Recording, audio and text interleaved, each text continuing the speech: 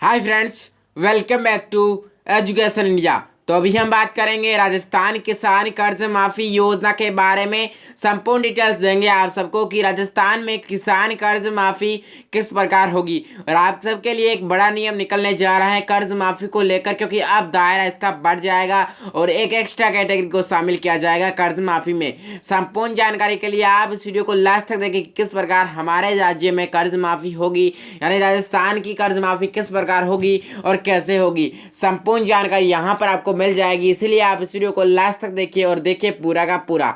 लेकिन दोस्तों, उससे पहले आपसे एक छोटी सी मेरी गुजारिश की यदि आप आज से ही आगे भी अपडेट प्राप्त करना चाहते हैं तो हमारे चैनल को जरूर कीजिएगा सब्सक्राइब और उसके पास ही में आ रहे घंटी के निशान को जरूर दबाइएगा ताकि आपको ऐसी अपडेट सबसे पहले मिल सके। तो दोस्तों चलिए करते हैं अब इस वीडियो को शुरू। तो राजस्थान में किसान कर्ज माफी व्यापक स्तर यानी बड़े स्तर पर होने जा रही कर्ज माफी सबको अच्छी लग रही है, क्योंकि कर्ज माफ हो रहा है। किसी का 5,000 तो किसी का 40,000, किसी का 1,00,000 तक हो रहा है कर्ज माफ।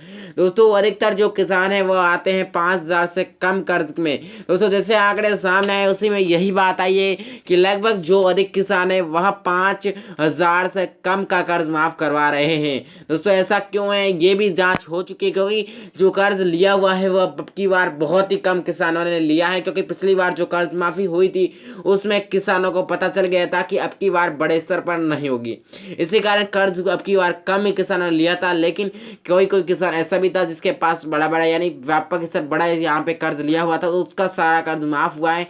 जैसा कि इसके रूल है यहाँ पर कि इतना कर्ज हम माफ करेंगे राजस्थान में।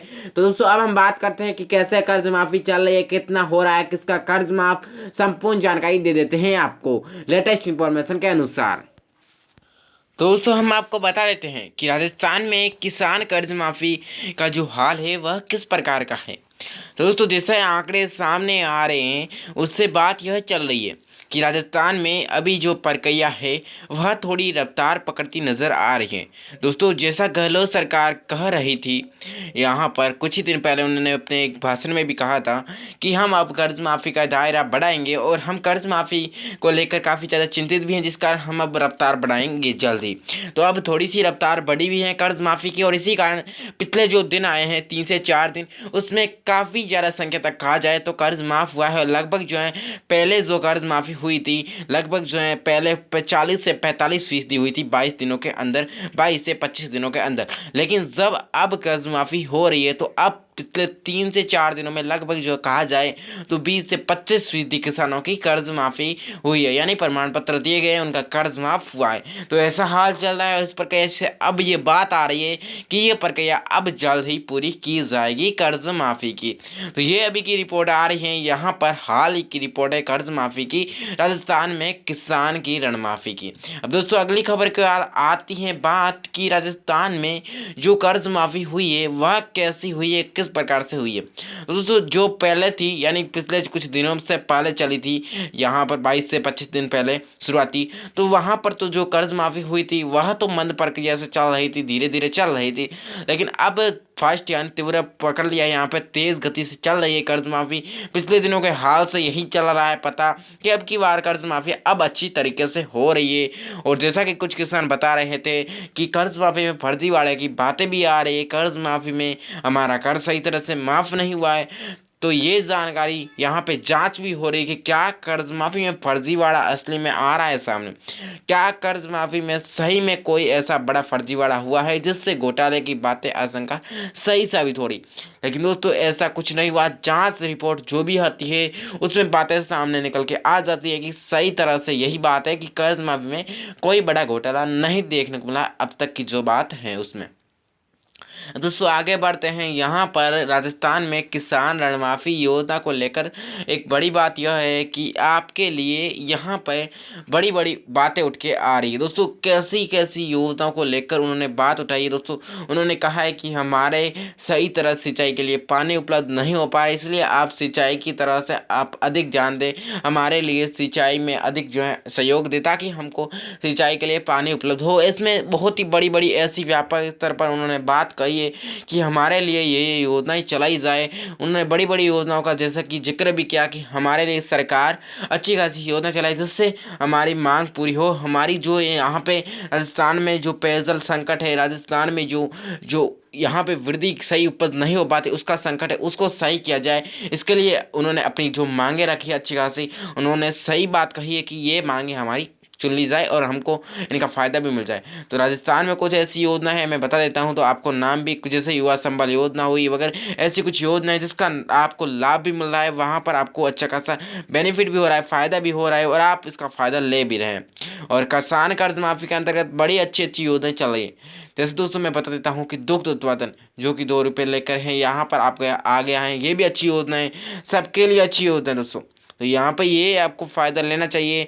और भी अच्छी अच्छी योजना चला दी है किसान के लिए पेंशन योजना भी चला दी है, तो ये भी अच्छी बात है आपके लिए।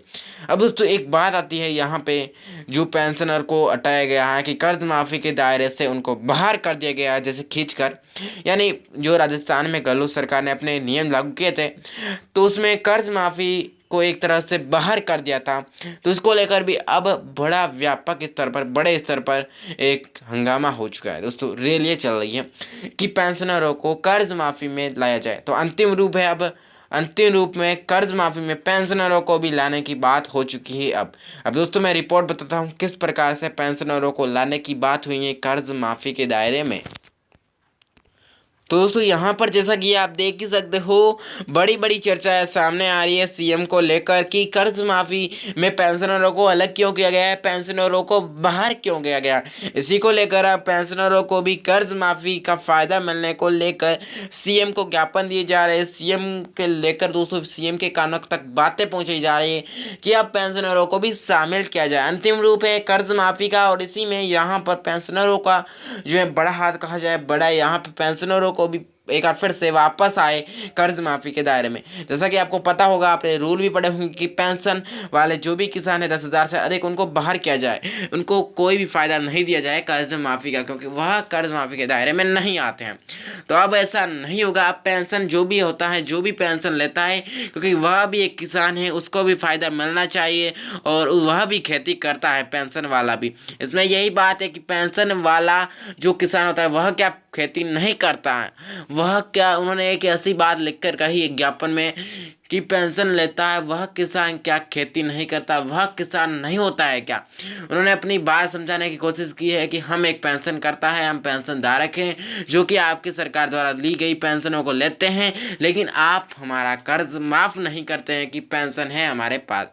अब आप हमारा कर्ज माफ़ कीजिए, क्योंकि हम पेंशन हमारी अच्छी इतनी भी नहीं है कि आप जितना कहा जाए जितना कर्ज माफ़ करते हैं, हमारे ऊपर बहुत ज़्यादा कर्ज है, हम आपका माफ़ कर दीजिए, आप हमारा कर्ज माफ़ कर दीजिए। ऐसे बातें निकल के आ रही है कर्ज माफ़ी को लेकर, जिसमें पेंशनरों को भी शामिल किया जाए।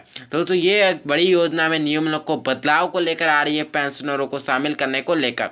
अब दोस्तों एक और बड़ी योजना आपके लिए शुभारंभ होने जा रहा है, किसानों के लिए बड़ी योजना का शुभारंभ होने जा रहा है दोस्तों। इसी योजना के तहत अब आप ले सकते हो ऋण दोस्तों। अब जैसा कि ऋण माफ़ी की बात आई है, तो अब आपके ऋण लेने की बात आ चुकी है दोस्तों, ऋण ले सकते हो अब आप। अब मैं बताता हूँ पूरी जानकारी कैसे लेना है ऋण, कैसे आप आवेदन करेंगे इस में। दोस्तों यहाँ पर जैसा कि आप खबर देख ही सकते हो कि फसली ऋण के लिए नए किसानों को मिलेगा मौका, 10 लाख नए किसानों का लक्ष्य हो चुका है तय। दोस्तों ये पूरी रिपोर्ट में बता देता हूँ किस प्रकार से ये बात आई है सामने निकल कर। तो कर्ज माफी के बाद सरकार ने अब ऋण वितरण पर फोकस कर दिया है और सहकारी बैंकों को इस बार 10 लाख रुपए नए किसानों को ऋण देने का लक्ष्य निर्धारित किया है। कर्ज माफी के दायरे में आए उन्हीं किसानों को दोबारा ऋण मिलेगा जिन्होंने बायोमेट्रिक प्रमाणीकरण कराया है। सहकारिता मंत्री उदयलाल अंजना ने यह बता दिया कि 1 अप्रैल से 31 अगस्त तक खरीफ सीजन है, जबकि 1 सितंबर से 31 मार्च तक रबी सीजन में किसानों का ऋण वितरण किया जाएगा। ऋण माफी के संबंध में सहकारिता मंत्री और उदयलाल आंजना ने बताया कि मुख्यमंत्री अशोक गहलोत ने ज्यादा से ज्यादा किसानों को सहकारी फसली ऋण योजना के तहत ऋण उपलब्ध कराकर राहत देने के निर्देश भी दिए हैं। इस योजना के तहत यह निर्णय किया गया है कि उन्होंने कहा कि हमारे इस निर्णय से किसानों को दोहरा लाभ भी होगा और किसान को उसकी आवश्यकता के अनुसार जमीन को रहन रखे बिना ये फसली ऋण मिल सकेगा और साथ ही सहकारिता से जुड़े दुनिया के दूसरे सभी लाभ उसको मिल पाएंगे और प्राप्त हो जाएंगे। तो अब उन्होंने रिपोर्ट भी दे दी किस प्रकार से कैसे यहाँ पे फसली ऋण होगा। तो सहकारिता मंत्री उदयलाल आंजना ने पिछले शुक्रवार को कहा था कि 23 दिन में 13,06,000 किसानों के 4,885 करोड़ रुपए के फसली ऋण माफ कर प्रमाण पत्र जारी कर चुके हैं। तो ये आपके लिए रिपोर्ट आई है कर्ज माफी को लेकर दोस्तों, और उन्होंने बताया कि सहकारी समितियों ने अब तक 19,10,542 किसानों की जो है 7,880.29 करोड़ रुपए की ऋण माफी का जो है डाटा अपलोड कर दिया है। यह कुल पात्र किसानों की संख्या के 78% से अधिक है। आंजना ने कहा था कि समय सीमा में सभी पात्र किसानों को फसली ऋण माफ कर दिया जाएगा और उन्हें प्रमाण पत्र भेज दिया जाएगा, उन्हें प्रमाण पत्र जारी कर दिया जाएगा। तो दोस्तों ये मैंने बात बता दी थी आपको कर्ज माफी की, वही बात है। तो आपके लिए एक बड़ी योजना खुलने जा रही है यहाँ पर फसली ऋण को लेकर, जो कि यहाँ पर सबके लिए दोस्तों 10 लाख किसानों को इसको नए किसानों को इसका फायदा मिलने जा रहा है। दोस्तों ये थी सारी जानकारी आप सबके लिए। आज की हमारी वीडियो आपको अच्छी लगी हो तो वीडियो को लाइक कर दो, शेयर कर दो और हमारे चैनल को सब्सक्राइब करके घंटी के निशान को जरूर दबा दो ताकि आपको ऐसी हर वीडियो सबसे पहले मिल सके। दोस्तों इस वीडियो में बस यही था आपके लिए, यही थी सारी जानकारी। वीडियो देखने के धन्यवाद। जय हिंद, जय भारत, वंदे मातरम।